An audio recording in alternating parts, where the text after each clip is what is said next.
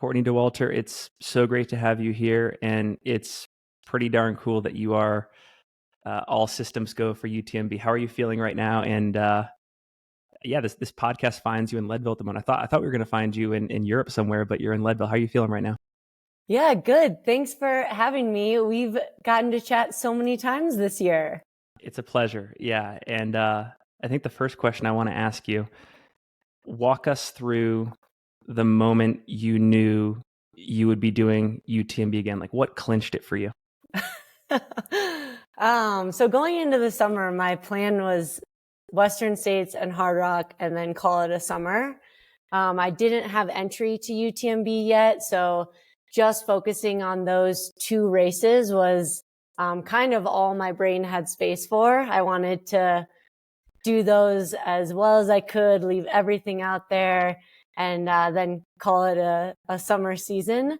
But it always was kind of brewing in the back of my mind, like, what if I get entry to UTMB and I get through Hard Rock, uninjured and still loving running and still psyched to try again. So it was like planted in there, but really was not front of mind until after Hard Rock. And Hard Rock was really hard for me this year. I suffered for the entire 100 miles. So immediately afterwards, it was just a couple weeks of kicking back and not thinking about running and not really thinking forward to UTMB and if I would do it or not do it. It was like, let's just try and recover right now because that was hard. But then like 2 weeks after Hard Rock, I went for a little jog and it was like an easy 45-minute shuffle on my local trail. And it felt fine, like, okay, not great, but not bad. And I got home and I was like, Kevin, we got to do this. Like, if we don't try, we'll never know. So let's just go for it. I felt okay on the run today. There's still however many weeks, like, let's sign up, let's do this. And that was it. It was that 45-minute shuffle, which is not the same at all to what UTMB requires. And was Kevin bought in that moment too, or was there any pushback? Oh, he was bought in. He knew that seed was planted and like kind of brewing in the background all summer. And for him too, it's like just a cool opportunity to see what's possible. So when I came home and said that it wasn't a total dumpster of a run and we should try UTMB, he was like, yeah, let's do it. We signed up, I think, the next morning and then at least knew what our plan was. It was nice to be out of a gray zone and into like, okay, so we're doing this. We've got to recover still. We've got to maybe train a little bit.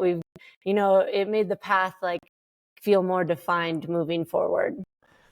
This episode is brought to you by Oladance, wireless Bluetooth headphones which deliver 19 hours of battery life, superior sound, the ability to still hear your surroundings for safety, and an open ear design so you don't get that achy feeling from wearing them for extended periods. I used these earlier this month on my run of the 100-mile wilderness. And if you're curious, head over to oladance.com/ST and use code ST at checkout for $30 off their OWS2 headphones. Also, thanks to Pillar Performance. Pillar, spelled Pillar, is a sports micronutrition company that I was introduced to after having Sam Parsons from Tin Man Elite on the show a while back. I use their pineapple coconut flavored triple magnesium product, which delivers high potency magnesium glycinate for better sleep and added recovery during my training blocks. If you'd like to try Pillar today and you're an American-based listener, head to thefeed.com/Pillar and use code Singletrack for 15% off your order. For international listeners, use that same code Singletrack for 15% off, but go to pillarperformance.shop to do so. So I know it's your third time on the start line. You've obviously basically knocked it out of the park your first two times. What's your narrative or your motivation for doing UTMB this time around? Like, is it as straightforward as just how fun it is to complete another lap around Mont Blanc, or is there something else there?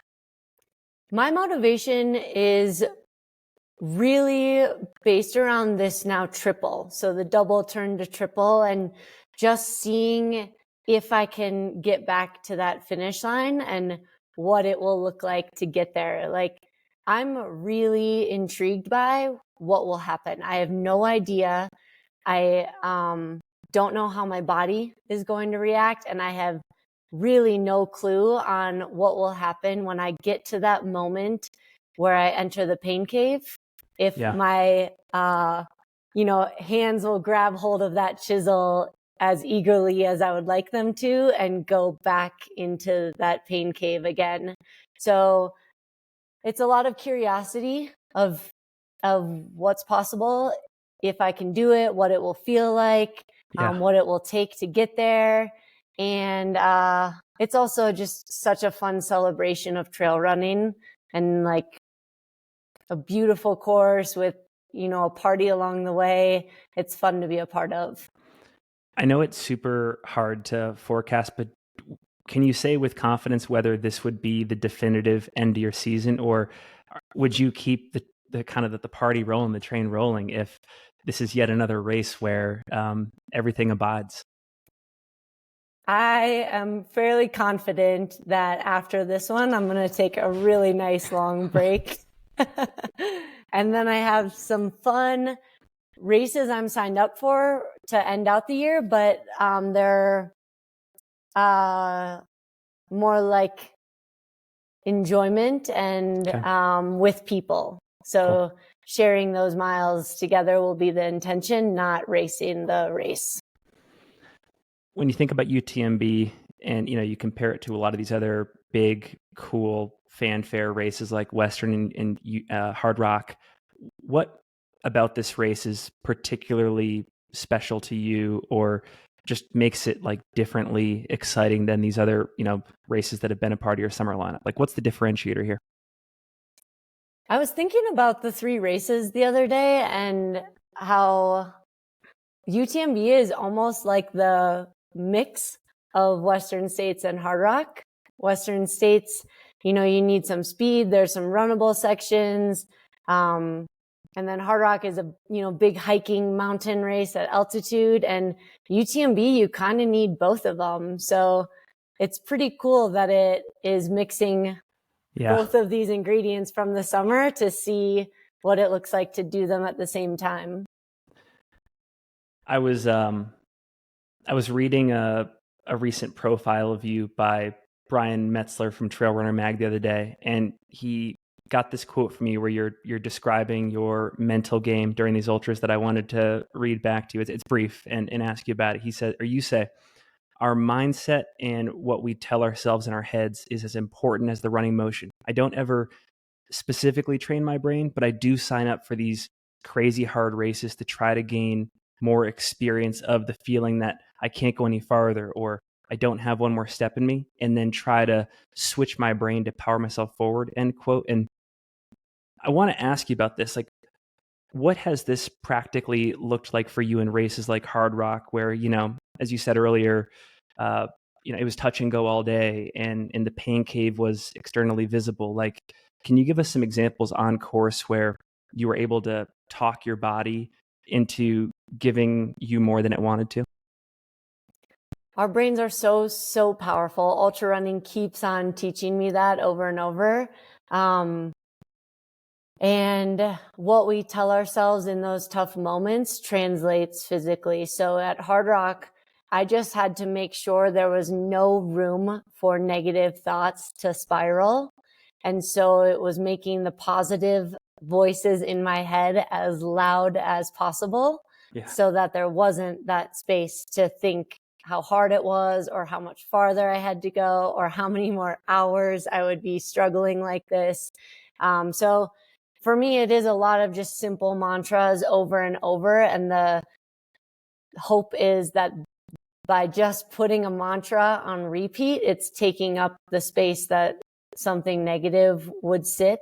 And instead, staying in a positive avenue, which then I think calms our bodies down. Like if you've got just a simple positive phrase going on in your head, the rest of you can kind of calm down for a second. And that's when I can, encourage my legs to keep on pushing forward. And, the poles or the arms or the breathing, like all of those pieces can take the front seat if I am calm and thinking positively and thinking of just that forward motion. Thanks to Brooks for their support of our UTMB coverage. I used their Cascadia 8 way back in 2014 when I was introduced to trails during my thru hike of the Appalachian Trail. So this is pretty cool. I've been using their new High Point collection in the field, even during these interviews, as you can see here, particularly their waterproof rain jacket and pants. I think they work well in settings beyond inclement weather. They're just comfortable. They're stylish. I've also been wearing the new and improved Cascadia 17. Everything is on point. Head over to brooksrunning.com/Singletrack to check it all out. Also, thanks to Morton. Morton fueled over 80% of my run during the 100-mile wilderness earlier this month. I used 25 of their hydrogels and 10 of their 225 C-bars. They all went down easy, never created palate fatigue, and made me feel good, I think, in large part because of the natural ingredients. These are also the same products used by top athletes like Tom Evans and Kilian Jornet. So head over to Morton.com to take a look and maybe even try some of it all for yourself. Not counting serious injuries that, of course, are way out of your control, like the hip injury at 2019 States. Can you recall any times where you asked more of your legs, you asked more of your body in these races, and for whatever reason, it didn't obey? Or have you found that it's kind of always followed through when you've made that demand? Probably it hasn't always met the ask as high as I'm hoping. Yes. But so far, when I ask my legs to land under me in the running motion, they tend to keep doing that. And then it's just like trying to get as much power into it as possible. And that's probably where like sometimes you're just out of gas, and no matter how hard you're willing with your brain, it's not going to translate to like fast running necessarily. Has it generally surprised you that this strategy has been pretty reliable, even in, tougher, maybe more dire circumstances like at Hard Rock a month ago? Or have you sort of always trusted that generally, like when you make the ask, even if it doesn't give you 100% of what you asked for, like it'll be in that, like, whatever, 60 to 80% effort category, and it's going to get you where you want to be?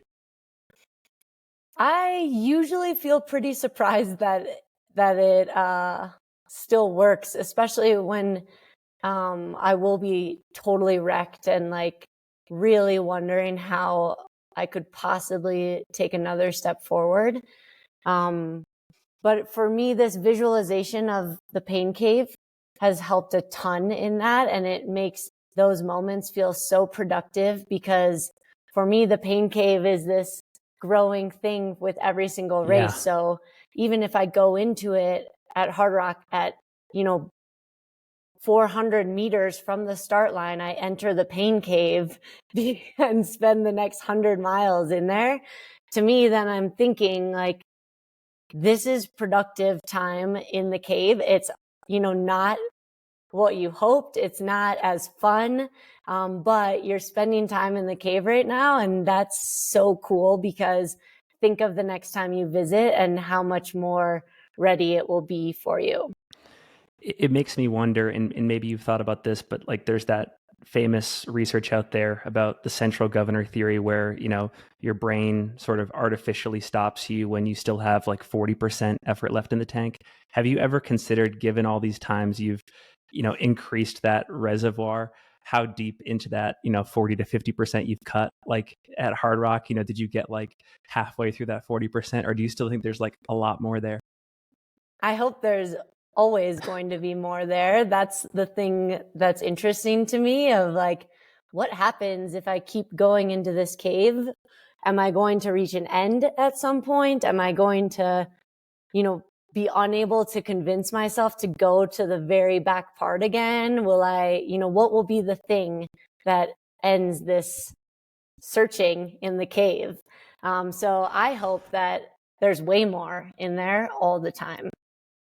This episode is also made possible by Features, makers of my favorite trail running socks. They're durable, they're stylish, and they're comfortable. They're trusted by many of the best athletes in our sport. So if you'd like to give them a try, head over to their website, grab a few pairs, and use code SingleTrack20 at checkout for 20% off your next order. Also, thanks to Kodiak Cakes, makers of my favorite pancakes. Kodiak has been at the center of so many memorable post-long run group breakfasts for me. And I don't just rave about the great taste. They are also 100% whole grain, and they're packed with 14 grams of protein per serving. That helps immediately with the recovery process. So head over to their website, get yourself a few boxes of their mix, and use code SingleTrack15 at checkout for 15% off your next order. Courtney, it's been a pleasure to chat. Thank you for giving us an awesome update on just like your mindset and sort of the why behind this year's UTMB. I think for fans of the sport, myself included, you've made this a summer to remember. So yeah, thanks for bringing us along for the fireworks and the excitement. Any final thoughts that you want to share with listeners and viewers before we go? Oh man. I think this summer has been all about why not for me. And I think that it is a cool thing to apply to all parts of our lives. Like if something sounds crazy, why not try it? Because, you're only going to find out some new things if you go for it, even if it doesn't end up with the results that you might hope for.